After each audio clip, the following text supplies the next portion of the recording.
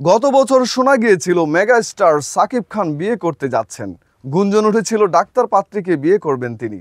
তখন সবাই সন্দেহের তীর তুলেছিলেন অভিনেত্রী ও ডাক্তার মিষ্টি জান্নাতের দিকে। এরপর নতুন নতুন ছবিতে ডুবে যান সাকিব।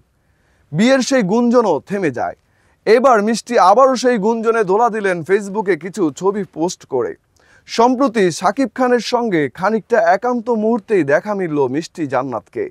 রোববার মধ্যরাতে সামাজিক মাধ্যমে 3টি ছবি প্রকাশ করেন মিষ্টি জান্নাত।